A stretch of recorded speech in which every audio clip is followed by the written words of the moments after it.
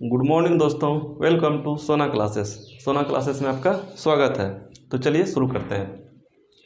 पिछली क्लास में मैं आपको 9th क्लास का हमारे परिवेश के पदार्थ का बेसिक कवर किया था, ठीक है। तो कुछ उसमें से छूटी हुई थी। मैं आपको पहले बता रखा था कि बेसिक क्यों ज़रूरी है, क्योंकि जब मैंने उस चैप्टर को देखा तो उसमें कई ऐसे सारे छोटे छोटे पॉइंट थे जो मुझे लगा जो नए स्टूडेंट है, जो कभी वो चीज़ नहीं देखा है, नहीं पढ़ा है, उसको समझ में नहीं आएगा।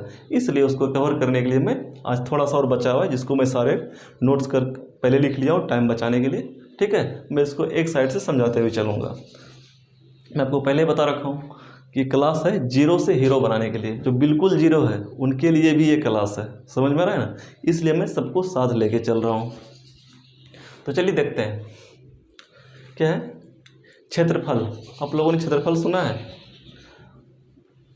लगभग कईयों ने सुना होगा, ठीक है। क्षेत्रफल क्या होता है? किसी आकृति के अंदर के भागों का क्षेत्र का माप पता करने के लिए क्षेत्रफल निकालते हैं।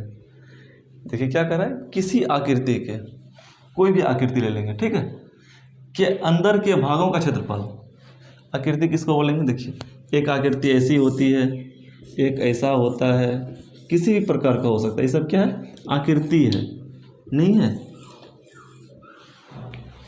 किसी आकृति के अंदर के भागों का क्षेत्र, इसके अंदर का भाग का क्षेत्र कितना यह जगह छेका हुआ है, ठीक है। इसका जो माप निकालेंगे तब किसकी ज़रूरत पड़ती है? क्षेत्रफल की। जैसे कि आप सुने होंगे, आपके पास खेत है ना। कितना खेत है? मेरे पास 2 बीघे खेत है। कितना बीघा? 2 बीघा। बीघा क्या है? क्षेत्रफल निकालने की इकाई है। मैं आपको पिछली क्लास में एक मात्रक बता चुका हूँ क्या होता है। किसी भी चीज़ को मापने के लिए क्षेत्रफल भी क्या है? एक भौतिक राशि है, ठीक है। लेकिन क्षेत्रफल कौन सी भौतिक राशि है? आधारी मात्रक तो वो था, ये व्युत्पन्न है, इसलिए आपको उसमें नहीं मिला था। व्युत्पन्न बहुत सारे हैं, लेकिन आधारी भौतिक राशि कितने हैं? आधारी मात्रक, वो आधारी मात्रक मात्र 7 है, ठीक है। उसी 7 से बाकी सारे बने हुए हैं, ठीक है ना। तो मैंने क्या बताया, एक खेत है आपके पास। कितना खेत है? 2 बीघा। अरे समझ में, 2 बीघा क्या हुआ? मात्रक हुआ। क्या निकालने का? क्षेत्रफल निकालने का, ठीक है। बहुत लोग कोई बीघा बोलते हैं, कोई कट्ठा बोलता है, कोई डेसिमल बोलता है, कोई वर्ग फीट बोलता है, यानी कि स्क्वायर फीट बोलता है, ठीक है।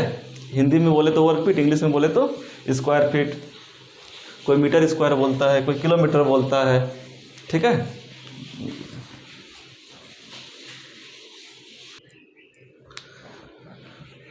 तो क्या हुआ? क्षेत्रफल।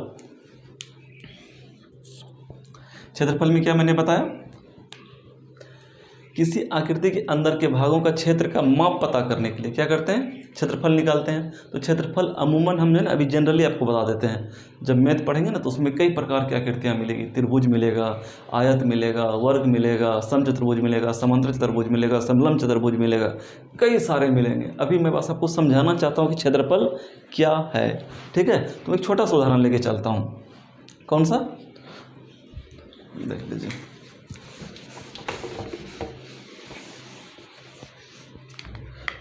एक आयत ले लेता हूँ मैं। क्या लूँगा? आयत। आयत किसको कहते हैं?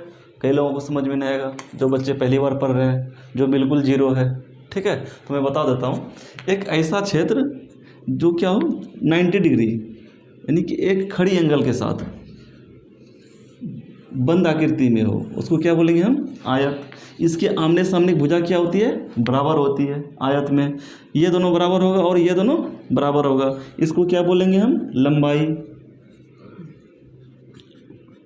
और इसको क्या बोलेंगे हम? चौड़ाई। इस दूरी को क्या बोलते हैं हम? चौड़ाई। इस दूरी को लंबाई, ठीक है। जितना मान के चलो ये 5 मीटर है, ये भी कितना होगा? 5 मीटर होगा। बोला था ना बराबर है। ये अगर यदि 3 मीटर है तो ये कितना होगा? 3 मीटर। ये m क्या है? मीटर है। मैं पहले बता रखा था, संकेत अक्षर पिछली क्लास में, याद कीजिए, ठीक है। ये क्या हुआ? आपका आयत हुआ। इसका एक और कंडीशन है, प्रत्येक कोण कितना होना चाहिए? एक दूसरे से, जैसे हम जमीन पे खड़ा होते हैं ना बिल्कुल सीधा, एक दूसरे से खड़ा होना चाहिए, 90 डिग्री का होना चाहिए। तब इसको क्या बोलेंगे हम?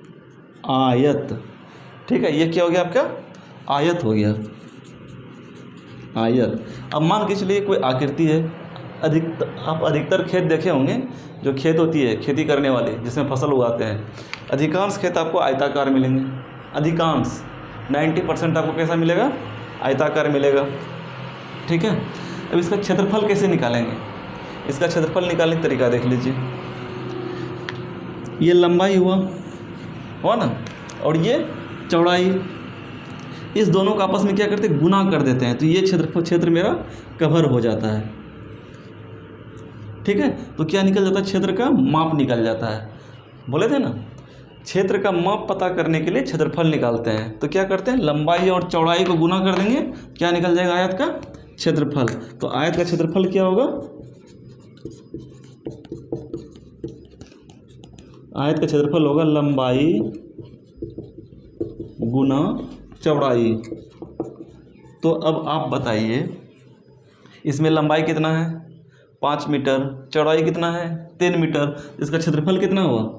5 मीटर गुना 3 मीटर। ठीक है। 5 तिया 15 मीटर गुना मीटर, मीटर स्क्वायर। ये मीटर स्क्वायर क्या हुआ? क्षेत्रफल का मात्रक हुआ। जैसे कि लंबाई का मात्रक क्या होता था? Metre, kilometre. उसी तरह से क्षेत्रफल का मात्रक क्या होता है? Metre square. यदि किलोमीटर होता तो किलोमीटर स्क्वायर। अब आप सोचिएगा स्क्वायर कहाँ से आया? जो पहली बार पढ़ रहे हैं, जो पहली बार यानी कि मैथ नहीं पढ़ा, तो उसको समझ में नहीं आएगा स्क्वायर क्या होता है। चिंता करने की कोई ज़रूरत नहीं है। जब किसी दो संख्या को गुना करते हैं, जैसे x गुना x, इसके ऊपर जो है पावर हो, जैसे एक x यहाँ है, 2x यहाँ है, इसके ऊपर स्क्वायर आ जाता है। ये मैथ का सवाल है। ठीक है। इसको मैथ में कवर करेंगे। ठीक है। बस इतना सा ध्यान रखना है आपको। कितना हो गया? 15 मीटर स्क्वायर। ये क्या हो गया? क्षेत्रफल। क्षेत्रफल का माप किस तरह से निकाला जाता है आपको पता चल गया होगा। इसी तरह से कई सारी आकृतियाँ हैं, सबका क्षेत्रफल निकालने का तरीका अलग अलग है। ठीक है। तो मोटा मोटी समझ में आ गया क्षेत्रफल क्या होता है। जैसे अपना बोर्ड है, बोर्ड कितना है? ये अपना 3 मीटर है, और ये 3 फीट है, और ये 4 फीट है। ठीक है ना। 4/3 का बोर्ड है, यानी कि 4 लंबाई है, 4 फीट, चौड़ाई कितना है? 3 फीट है। तो इसका क्षेत्रफल क्या होगा? 4 फीट गुना 3 फीट, FT। ठीक है। FT लिखा हुआ ये कितना? 4 तिया 12, FT 2 है तो FT पर स्क्वायर क्या हो गया? 12 फीट स्क्वायर। ये क्या हो गया? इसका माप हो गया क्षेत्रफल का। यदि आप दुकान जाइएगा ना, बोलिएगा भैया हमको 12 फीट स्क्वायर का बोर्ड चाहिए, तो बोलेगा भाई लंबाई क्या रखूँ? लंबाई आप 4 बोल दीजिएगा ना, ऑटोमेटिक 3 काट के दे देगा। ठीक है। आप कभी जाते होंगे, जैसे मैंने बोर्ड खरीदा है, तो ये बोला कि आपको पड़ेगा 100 रुपया फीट स्क्वायर पड़ेगा। कैसे पड़ेगा? 100 रुपया फीट स्क्वायर। ये कितना है? 12 फीट स्क्वायर। ऐसे तो ज़्यादा पड़ा है, मैं कुछ ऐसे बता रहा हूँ। तो 12 फीट स्क्वायर, तो 12 फीट का स्क्वायर कितना लगेगा वो पैसा? 1200 रुपया लेगा। अरे समझ में, 1 फीट स्क्वायर का 100 रुपया लिया, तो 12 फीट स्क्वायर का 1200 रुपया। कहने का मतलब क्या है? बोर्ड कितने का है? 1200 रुपये का है। ठीक है। क्या है? क्षेत्रफल का माप है, ये क्षेत्र का माप। अब देखिए दूसरा क्या आपके पास? आयतन।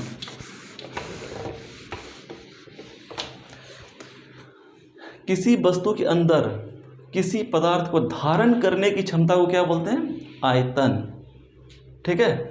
किसी वस्तु के अंदर, अब बोला किसी वस्तु के अंदर बोल रहा है। जैसे क्या ये आपका बोतल है, इसके अंदर किसी भी पदार्थ को धारण करने की कितनी क्षमता है, उसको क्या बोलेंगे हम? आयतन। यहाँ तक तो बात समझ में आ गया होगा।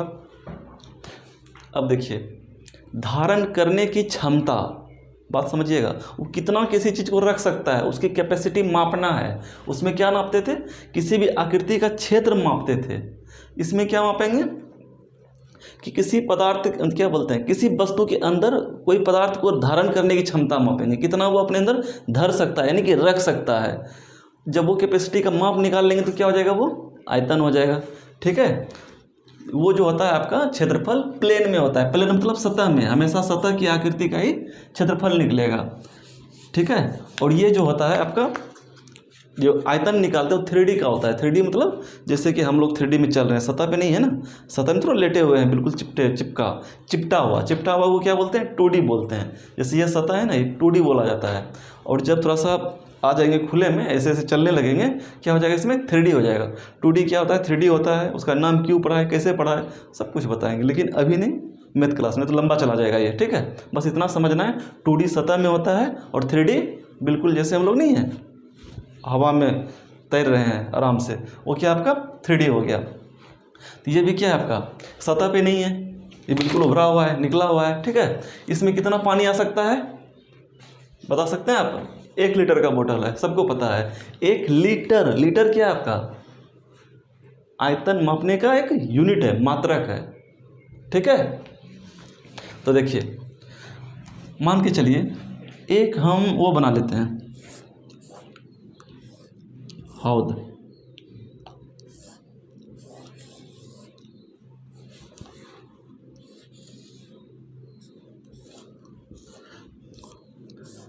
मान के चलिए ऊपर से बाकी चारों तरफ से घिरा हुआ है, ऊपर से खाली है, ठीक है। इसमें क्या भरा हुआ है, पानी भरना है हमको,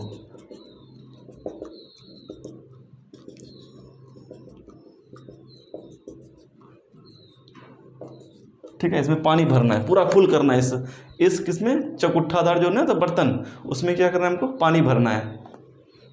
तो कितना पानी इसमें आ सकता है उसको क्या बोलेंगे हम आयतन, ठीक है। आयतन किसको बोलेंगे, किसी वस्तु के अंदर किसी पदार्थ को धारण करने की, यानी कि इस वस्तु के अंदर किसी पदार्थ को, जैसे पानी हो गया, तेल हो गया, किसी को भी धारण करने की क्षमता को क्या बोलते हैं, आयतन कहते हैं। इसका देखो क्या होता है, इसमें भी क्या होती है, लंबाई होती है। मान के चलिए कोई ऐसा चीज़ ले लेते हैं, जैसे देख लीजिए ये है आपका, ये है ना, अब यही मान के चलिए एक डब्बा टाइप का होता तो क्या होता, कोई दूसरा उदाहरण है, किसी को लेके चलते हैं, ठीक है। ये डब्बा टाइप का होता तो क्या, ये लंबाई हो गया अपना, नहीं हो गया, और ये इधर वाला चौड़ाई हो गया, दिख रहा है आपको, ये लंबाई, ये चौड़ाई और ये ऊंचाई, तभी तो इसमें पानी आएगा। देखिए इसमें पानी नहीं आएगा, आ सकता है पानी, ठीक है। अब कितना पानी आ सकता है, ये मान लेते हैं बिल्कुल चौकुट्ठा है, ये टेढ़ा मेढ़ा नहीं है, तो इसका आयतन कैसे निकालेंगे, मान लेते हैं इसकी लंबाई कितना है 5 मीटर, थोड़ा देखिएगा, दिख रहा है बोर्ड में, उसमें मोबाइल में नहीं दिख रहा है, अच्छा अभी दिख रहा है, देखिए ये कितना है अपना 5 मीटर, ठीक है। और ये चौड़ाई, ये वाला भाग यानी कि ये वाला भाग कितना है 4 मीटर, और ये ऊंचाई, ऊंचाई कितना है 3 मीटर, इसको क्या बोलेंगे लंबाई, इसको क्या बोलेंगे चौड़ाई, इसको क्या बोलेंगे ऊंचाई, ठीक है। ऊंचाई 3 मीटर, चौड़ाई 4 मीटर, लंबाई 5 मीटर, 5 मीटर 4 मीटर, ऊंचाई 3 मीटर। इसका आयतन कैसे निकलता है, तीनों भुजा को क्या करते हैं गुना कर देते हैं, लंबाई और चौड़ाई को भी क्या निकल जाएगा क्षेत्रफल, जब क्षेत्रफल को ऊंचाई के साथ गुना करेंगे क्या निकल जाएगा अपना आयतन। तो आयतन हो गया, इस तरह के आकार को क्या बोलते हैं पता है, बता देता हूँ, घनाभ, क्या बोलते हैं घनाभ बोलते हैं, घनाभ, घनाभ का आयतन क्या हो जाएगा, घनाभ का आयतन हो जाएगा लंबाई गुना चौड़ाई गुना, लंबाई गुना, शॉर्ट में लिख रहा हूँ, ठीक है, ऊंचाई।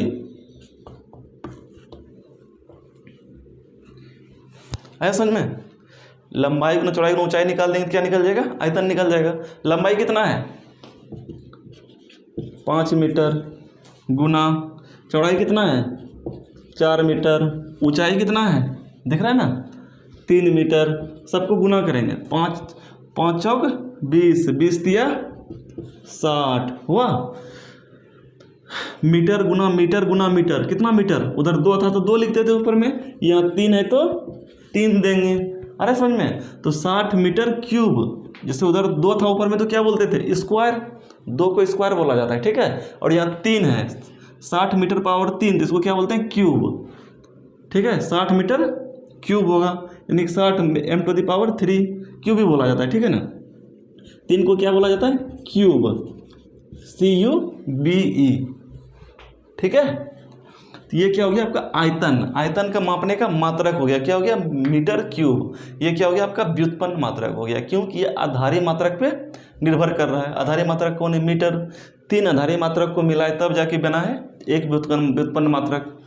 अरे समझ में, तो आयतन समझ में आ गया होगा, किसी वस्तु के अंदर किसी पदार्थ को धारण करने की क्षमता, वो कितना धारण कर सकता है, अपने अंदर रख सकता है, उसका जब माप निकालेंगे उसको क्या बोलेंगे आयतन। ठीक है, इस तरह के कई आकृति होते हैं, घनाभ होता है, घन होता है, गोला होता है, शंकु होता है, बेलन होता है, सारे कवर करूंगा मैथ क्लास में। ठीक है, आपको टेंशन नहीं लेना है, बस अभी मैं बेसिक लेके चल रहा हूँ थोड़ा सा, जो कि जरूरत पड़ेगा आपको वहाँ पर, तो आपको समझ में आ जाए। ठीक है ना, तो चलिए अब देखते हैं द्रव्यमान को।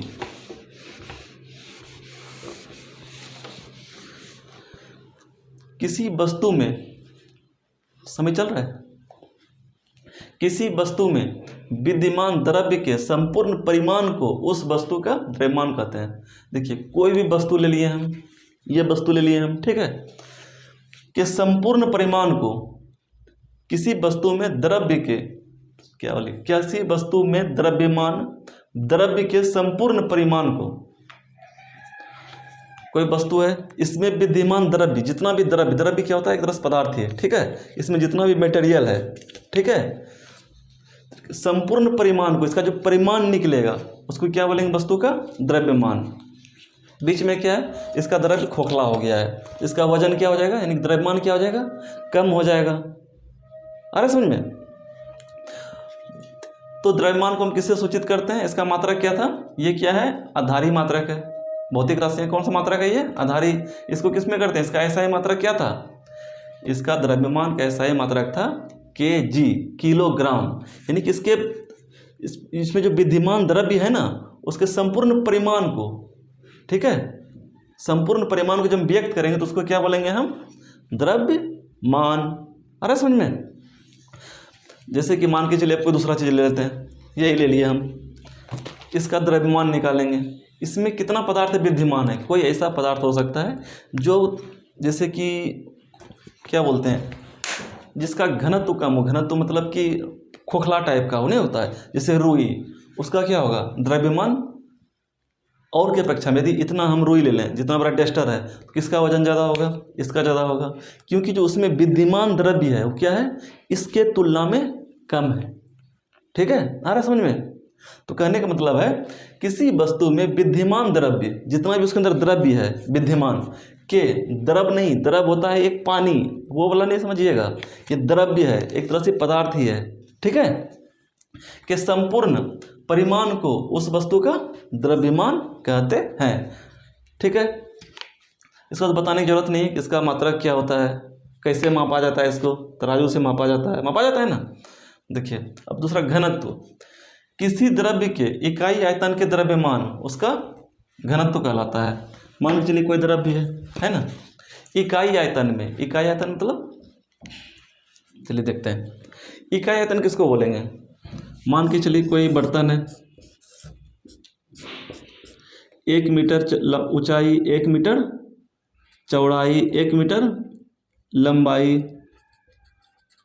ठीक है, दिख रहा है यहाँ पे, सब 1-1 मीटर है, लंबाई भी 1 मीटर, ऊंचाई भी 1 मीटर, चौड़ाई भी 1 मीटर। ठीक है, इसका आयतन कितना होगा, अभी क्या बताया था आयतन के लिए, लंबाई गुना चौड़ाई गुना ऊंचाई, 1 गुना 1 गुना 1, 1 गुना 1, 1 मीटर गुना 1 मीटर गुना 1 मीटर, कितना हो जाएगा, 1 गुना 1 1, फिर 1 गुना 1 1, मीटर को 3 बार है, मीटर पावर 3, यानी कि क्यूब बोले थे ना, 3 को क्यूब बोलते हैं, और स्क्वायर को क्या बोलते थे, 2 को स्क्वायर, SQUARE, देखने में बन रहा है QUARE। ठीक है, तो इसका आयतन कितना होगा आपका, 1 मीटर क्यूब, इसको बोलते हैं इकाई आयतन। क्या बोलेंगे, इकाई आयतन। अब मान के चलिए पहले हम निकाले थे, आयतन कितना निकला था, 5 चौक 20, 20 तिया 60, 60 मीटर क्यूब निकला था ना। इसमें मान लेते हैं उतना बड़ा कोई बर्तन है, कितना बड़ा, जो मैं भी दिखाया, 5 मीटर लंबाई दिखाया था ना, चौड़ाई 4 मीटर था, ऊंचाई 3 मीटर था।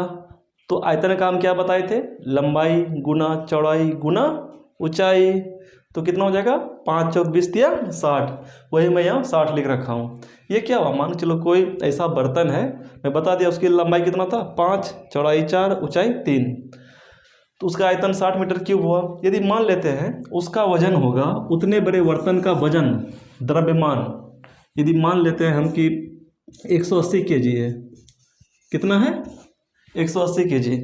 तो आप खुद बताइए, तो इकाई आयतन, इकाई आयतन का मतलब क्या हुआ 1 मीटर क्यूब पर, उसका वजन क्या होगा बता दीजिए। क्या करेंगे, भगा देंगे, किस में 180 में भगा देंगे 60 से, ऐसे निकालते हैं ना। यदि 60 मीटर क्यूब में इतना केजी था तो 1 मीटर क्यूब में, यानी कि 1 मीटर का मतलब हुआ इकाई आयतन में। ठीक है, 0 0 खत्म हो गया, 6 तिया 18, तो क्या हो गया 3 kg। ये आपका क्या था, केजी था ना, 180 kg बताए थे, ये मीटर क्यूब था, 3 kg पर मीटर क्यूब।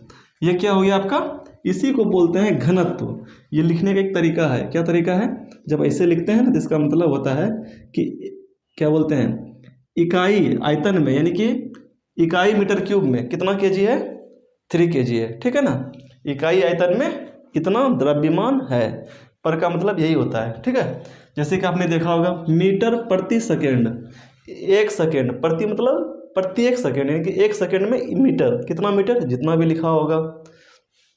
तो यहाँ तक क्लियर हो गया, चलिए ठीक है। तो आपका घनत्व कितना निकला 3 kg प्रति मीटर क्यूब।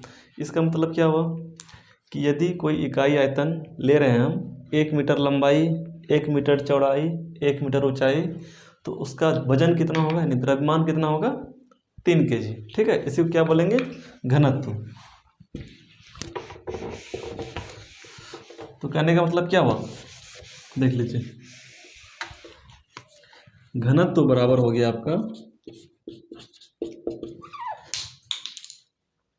द्रव्यमान बटे आयतन, आयतन से भाग दिए थे ना, तो द्रव्यमान बटा आयतन हो गया।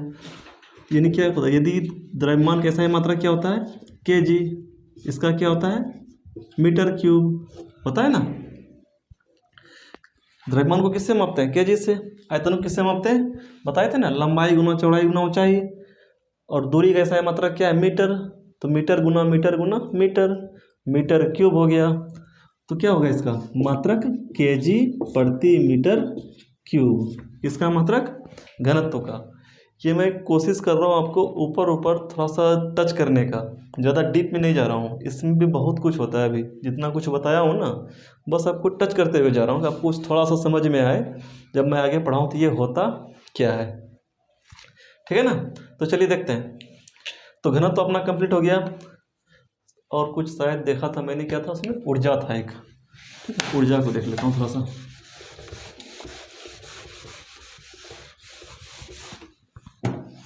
देखिए ऊर्जा, ऊर्जा का नाम सुने होंगे। ऊर्जा क्या है, कार्य करने की क्षमता क्या कहते हैं, ऊर्जा कहते हैं। कार्य करने की क्षमता को ऊर्जा कहते हैं। ठीक है,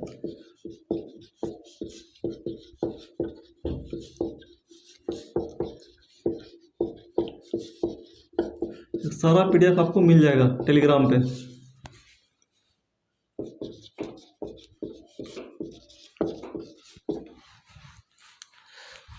इसके ऊपर भी सॉरी क्षेत्रफल ही है ना, या क्या होगा, ऊर्जा होगा। जब फिजिक्स पढ़ोगे आप ना, ऊर्जा कार्य ये सब एक सेपरेट चैप्टर ही चलता है। ठीक है, मैं बस मोटे तौर पे ऊर्जा समझने के लिए उससे पहले बहुत कुछ समझना पड़ेगा। यदि उतना कुछ मैं चलने लगूँ तो फिर फिजिक्स ही कंप्लीट करना पड़ जाएगा। पहले अभी केमिस्ट्री पढ़ रहे हैं तो केमिस्ट्री देख लेते हैं, बस मोटे तौर पे समझ लीजिए। किसी पदार्थ में कार्य करने की जो क्षमता होगा, वो जितना कार्य कर सकता है उसको क्या बोलेंगे, ऊर्जा। ऊर्जा क्या करता है, कोई भी ऊर्जा आप ले लीजिए, मान के चलिए एक हम पत्थर ले लिए, इससे हम किसी, मान के चलो कोई आम का पेड़ है, उसमें आम लटका हुआ है, संयोग से मैं अच्छा ढेला फेंकता हूँ, यानी कि पत्थर अच्छा फेंकता हूँ। यदि मैं उसको मारूंगा तो क्या होगा उससे, मैं जैसे उसको मारूंगा अपना ऊर्जा लगाऊंगा, अपना शरीर को ऊर्जा दूंगा। जब शरीर का ऊर्जा दूंगा तो पत्थर में गति जुड़ जाएगा, वो गति में जाएगा, उसमें एक ऊर्जा संचय हो गया। अब उस ऊर्जा के कारण वो आम पे जाके लगेगा, तो उस आम पे लगने के कारण वो अपना ऊर्जा उसमें ट्रांसफर करेगा, किसमें, आम में, और उस ऊर्जा की वजह से आम नीचे गिरेगा। सारे समझ में, ऊर्जा का क्या हो रहा है, ट्रांसफर हो रहा है, यानी कि कार्य करने की क्षमता, जो हम कार्य कर रहे हैं उसको क्या बोलेंगे, ऊर्जा। इसका जो मात्रक होता है जूल होता है। ठीक है, बस इतना सा ध्यान रखना है। ऊर्जा आपका जो है ना दो तरह से हो सकता है। एक होता है आपका स्थिर होने के कारण जो उसमें ऊर्जा बना हुआ रहता है, जैसे कि मान लेते हैं, पहले गतिज ऊर्जा देख लेते हैं, ठीक है। गतिज ऊर्जा, गतिज ऊर्जा किसको बोलेंगे?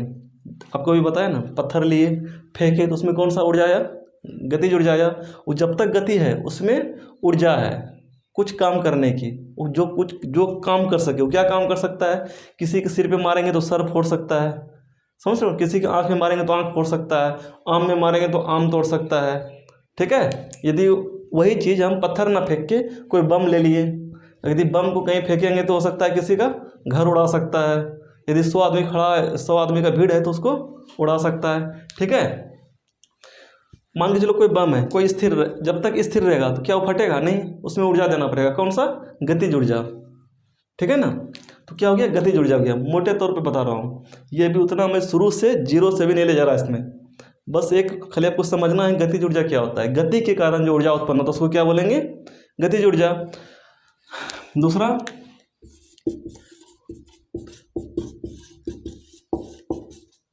स्थितिज ऊर्जा। स्थिर होने की वजह से जो उसमें ऊर्जा आएगा उसको क्या बोलेंगे? स्थितिज ऊर्जा, ठीक है ना। स्थितिज ऊर्जा, स्थितिज, जो भी दो कहीं कुछ लिखा रहता है, ठीक है। स्थितिज ऊर्जा, जैसे कि देख लीजिए आप तीर धनुष देखें, बिल्कुल स्थिर रखते हैं ना, बिल्कुल निशाना लगा के रखते हैं, उसमें ऊर्जा संचय हो चुका है, लेकिन है स्थिर, लेकिन उसमें ऊर्जा है। जैसे छोड़ेंगे तो वो स्थितिज ऊर्जा किस में बदल जाएगा? गतिज ऊर्जा में, ठीक है। तो ऊर्जा कितना प्रकार का होता है? 2 प्रकार का, गतिज ऊर्जा, स्थितिज ऊर्जा। हमको बेसिक में यहीं तक समझाना था। तो चलिए अब शुरू करते हैं, बुक से पढ़ेंगे, ठीक है। चलिए स्टार्ट करते हैं। तो चलिए यहाँ पे आपका बेसिक ख़त्म होता है। पहले मैंने क्या लिया, पहली क्लास से लेके 5वीं क्लास तक बेसिक कवर किया, पूरी केमिस्ट्री नहीं कहा जाए, लेकिन एक ओरिएंटल केमिस्ट्री, जहाँ तक कि आपको समझ में आ जाए कि केमिस्ट्री क्या चीज़ होती है।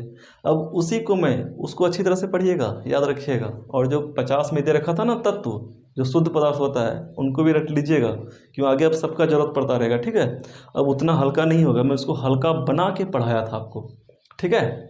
अभी जो अब आप पढ़ने वाले हैं, बिल्कुल बुक से जो उसमें इम्पोर्टेंट टॉपिक है उसको मैं उठाऊंगा, जो कि आपको अच्छी तरह से समझ में है, और उसको बहुत क्लियर करके समझाते हुए आगे बढ़ूंगा, ठीक है ना।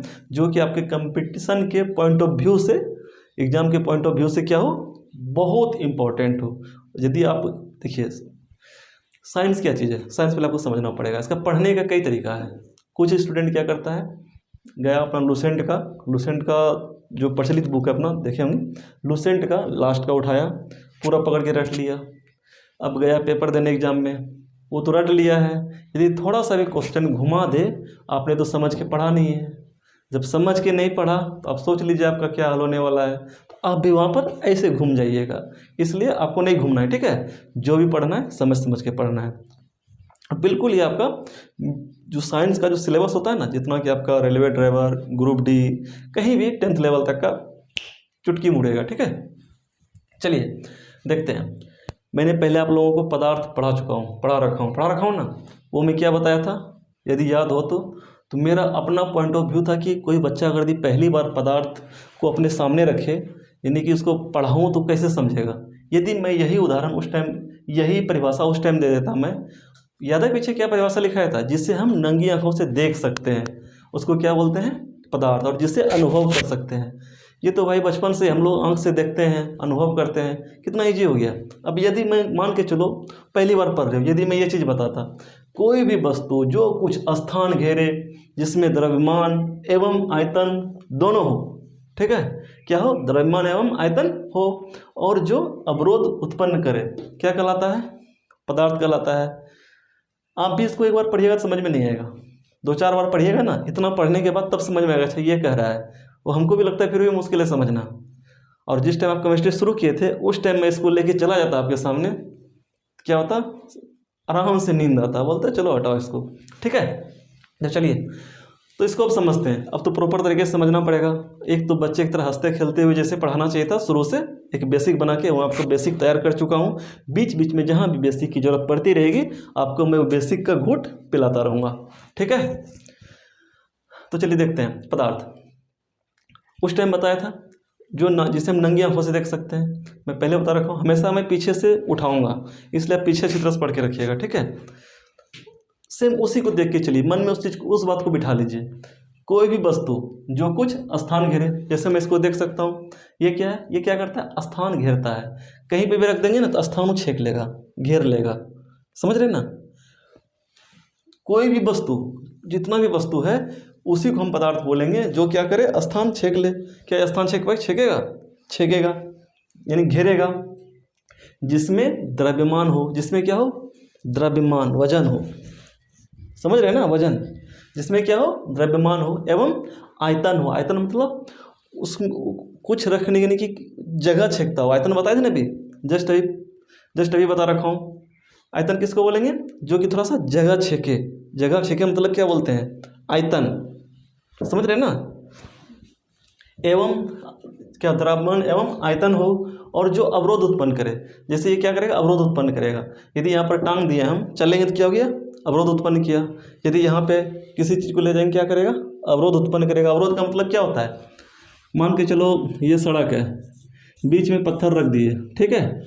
इधर से कोई गाड़ी आ रही है, ठीक है ना, गाड़ी चल रही है, क्या करेगा, पत्थर क्या करेगा, अवरोध उत्पन्न करेगा, यानी कि रुकावट पैदा करेगा इसको आगे जाने में। उसको क्या बोलेंगे हम, अवरोध, ठीक है। तो उसको क्या बोलेंगे, पदार्थ कहलाता है। ये सारे गुण जिसमें हो तो उसको क्या बोलेंगे हम, पदार्थ। इसमें क्या क्या पॉइंट था मेन, जो स्थान घेरे, जिसमें द्रव्यमान हो, जो आयतन, जिसमें आयतन हो, और जो अवरोध उत्पन्न करे उसको क्या बोलेंगे, पदार्थ। इसका उदाहरण देना जरूरी है, दे देता हूँ। जैसे क्या था, इसके चला गया, जैसे देख लीजिए पत्थर, जस्ट अभी पत्थर आया था, कुछ भी ले लीजिए। अब देखिए गाड़ी, कुछ भी पदार्थ बोले थे, 3 तरह का होता है ना, जो भौतिक अवस्था में बांटे थे। एक होता है ठोस टाइप का, एक होता है द्रव टाइप का। अब द्रव को उदाहरण लेके समझते हैं। पानी ले लेते हैं, पानी तो सब देखते हैं ना, सब देखते होंगे, सबके पास होगा, सभी पीते हैं, डेली यूज करते हैं। वो भी क्या होता है, वो भी स्थान छेकता है, छेकता है नहीं छेकता है, द्रव छेकता है। जिसमें द्रव्यमान हो, पानी में भी द्रव्यमान होता है ना, और पानी में भी आयतन होता है। किसी बर्तन में रखिएगा ना, जगह को पूरा कवर कर लेगा। और जो अवरोध उत्पन्न करे वो भी अवरोध उत्पन्न कर सकता है, तो क्या कहलाता है, पदार्थ। अब गैस को लेके देखते हैं, ठीक है, इस पे बिठा के देखते हैं क्या सही है कि नहीं, जो परिभाषा जो दिया गया है सही है कि नहीं है।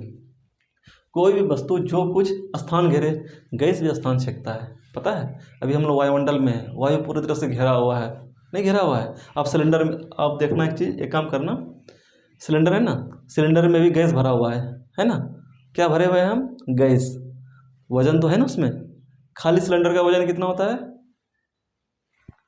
मुझे पता नहीं, ध्यान नहीं दिया मैं, शायद 14 किलो कितना होता है। लेकिन जब वजन भरने के, गैस भरने के बाद क्या होता है, ज़्यादा हो जाता है, ठीक है। ऐसे तो मैं देखा हूँ, जब सिलेंडर जब खाली रहता है ना, ऐसे उठा लेते हैं, जब भरा हुआ रहता है ना, ऐसे ऐसे करके चलना पड़ता है। चलना पड़ता है कि नहीं, चलना पड़ता है ना।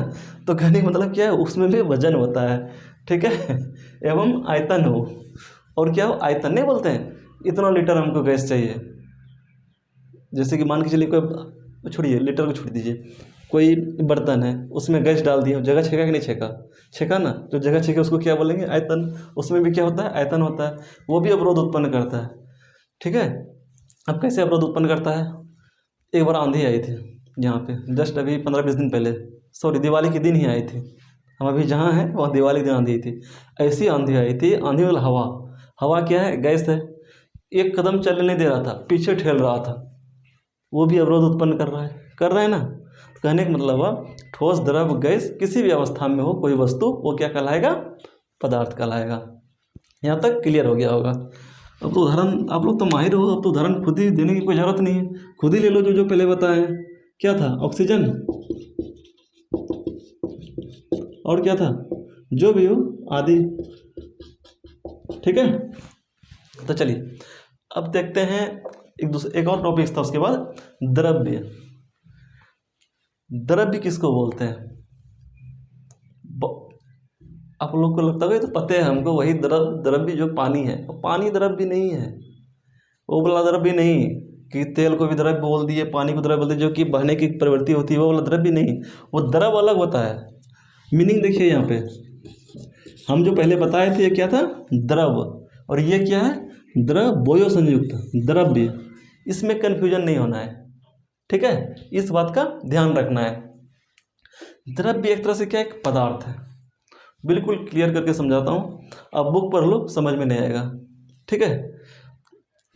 हम आपको समझाने के लिए आए हैं, बिल्कुल क्लियर करके समझाऊंगा। आप कोशिश कीजिएगा अच्छी तरह से समझने का, गौर से ध्यान से पढ़ने का, ठीक है।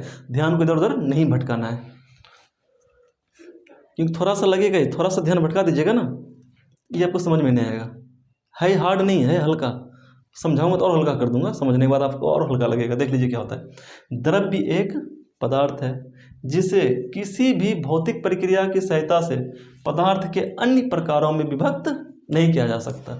थोड़ा सा भी समझ में नहीं आया होगा, मुझे पूरा विश्वास है, ठीक है। तो चलिए, सबसे पढ़ने का एक मूल मंत्र है, याद रखिएगा। कोई भी चीज़ पढ़ते हैं ना आप, उसके एक एक शब्द को ध्यान देना है। क्या उस शब्द को मैं पकड़ पा रहा हूँ? पदार्थ तो समझते हैं आप, जिसे किसी सब समझते हैं। पदार्थ के अन्य प्रकारों में विभक्त नहीं किया जा सकता है, उसको क्या बोलेंगे? कौन सी प्रक्रिया द्वारा? भौतिक प्रक्रिया। भौतिक प्रक्रिया क्या होता है? कौन सा प्रक्रिया? भौतिक प्रक्रिया। ये क्या होता है? चलिए इसको समझाते हैं हम, ठीक है।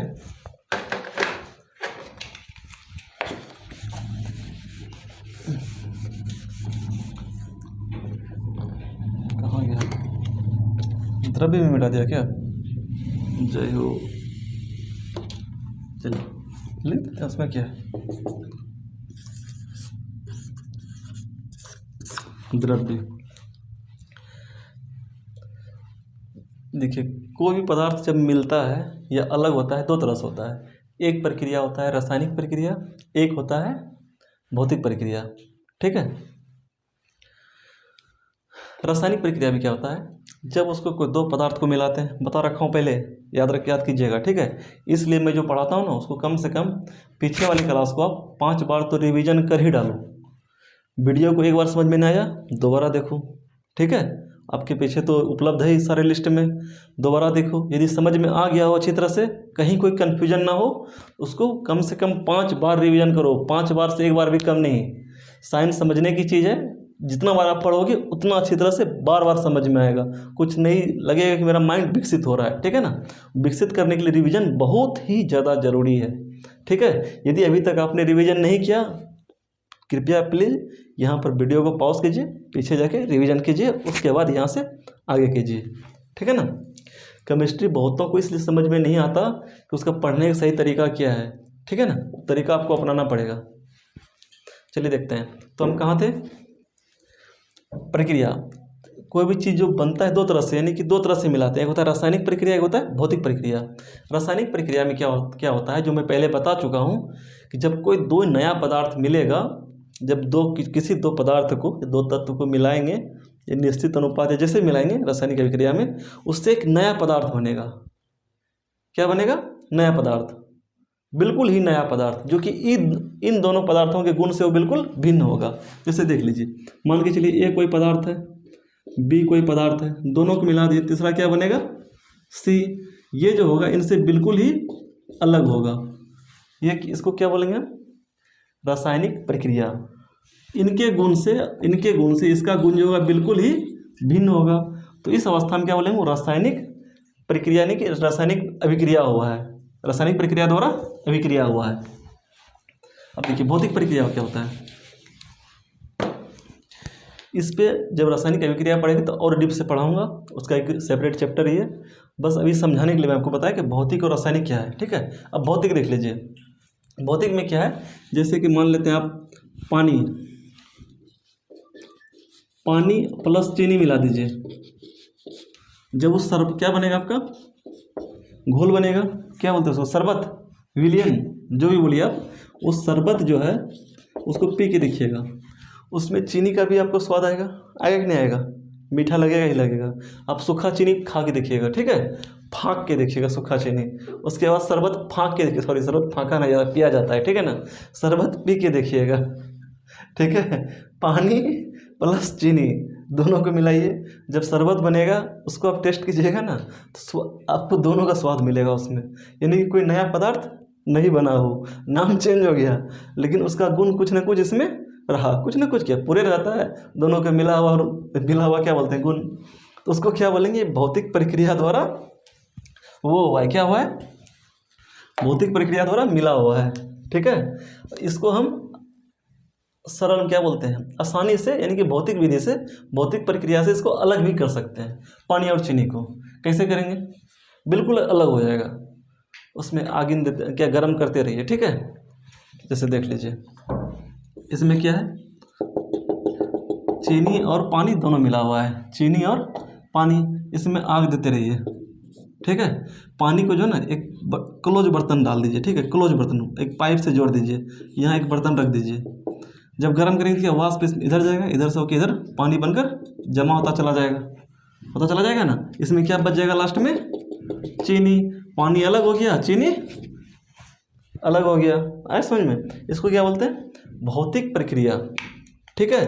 भौतिक प्रक्रिया समझ में आ गया होगा। मिलाना, चाहे उसको भौतिक प्रक्रिया द्वारा मिलाना हो या फिर अलग करना हो, वो सब प्रक्रिया क्या कहलाएगा, भौतिक प्रक्रिया।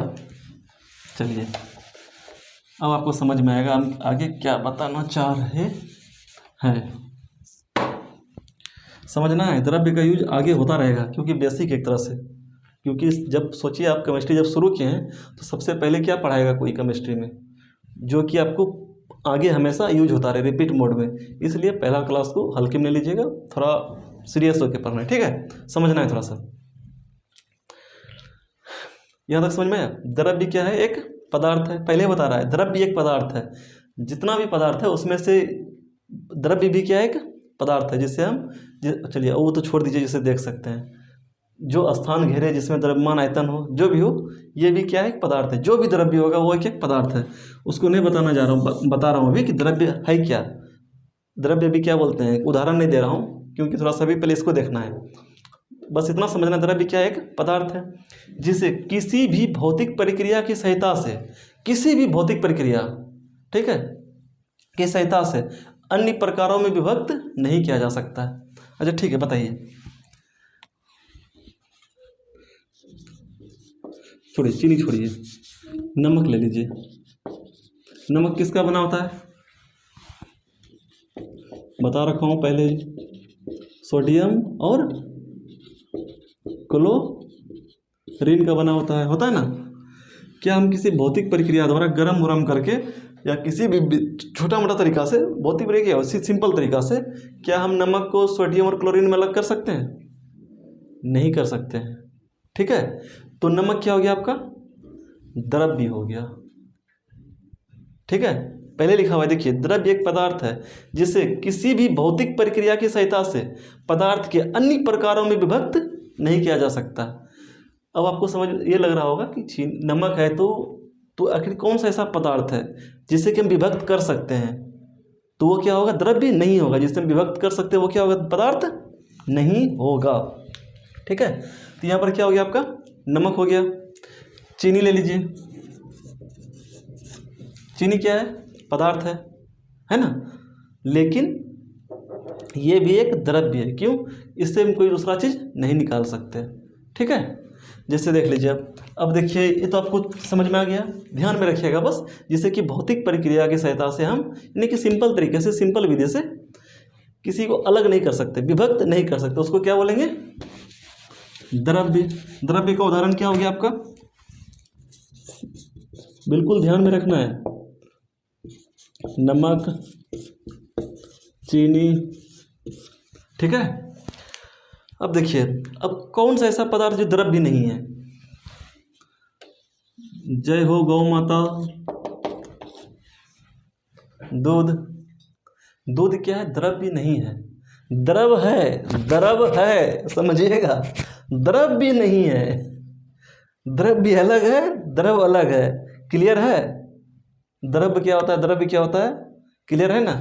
द्रव क्या, बहने की गुण इसमें पाया जाता है, तो वो क्या, द्रव हो गया। द्रव अलग चीज़ है, फिर से यदि ध्यान में नहीं रखे उस टाइम देख लीजिए, द्रव और द्रव्य अंतर है ना। ये है क्यों कि इसमें बहने गुण पाया जाता है, बता रखा हूँ सारा चीज़। लेकिन ये द्रव्य नहीं है। कैसे नहीं है देखिए बताता हूँ। इसको किसी भी सिंपल जो पहले देखते हैं दूध कैसे बना होता है। दूध में क्या होता है, जल होता है, और क्या होता है, प्रोटीन होता है ना, और क्या होता है, वसा होता है, और क्या होता है, मलाई होता है मलाई जिसका पेड़ा बनता है, ठीक है।